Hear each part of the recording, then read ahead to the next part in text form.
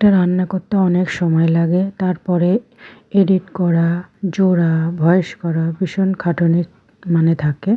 তবুও রান্না করতে আমার ভীষণ ভালো লাগে, তাই রান্নাটা করি। তা আজকে পালং শাক দিয়ে আর বাঁধাকপি দিয়ে মাছের মাথা হবে। তা ১ আঁটি পালং শাক আর আধখানা বাঁধাকপিকে কেটে সেদ্ধ করে নেব হালকা করে।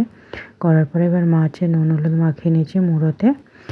আর এখানে সর্ষের তেল আর শুকনো লঙ্কা আর পেঁয়াজগুলোকে ভেজে নেবো লাল লাল করে।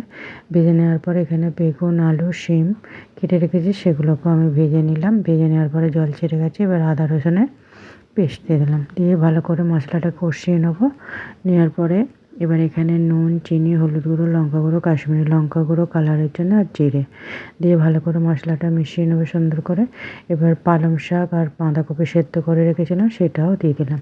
আর বাঁধাকপি আর পালং শাক বেশি সেদ্ধ করবো না, শুধু জলটা ফেলে দিলেই হবে।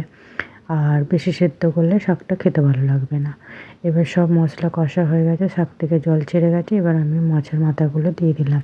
বেশি জলও দেবো না, বেশি জল দিলে আরও সেদ্ধ হয়ে যাবে, শাকটা ভালো লাগবে না, একটু শক্ত শক্ত থাকবে, খেতে ভালো লাগবে। দেখো শাক শুকনো হয়ে গেছে, এবার নামিয়ে নেব।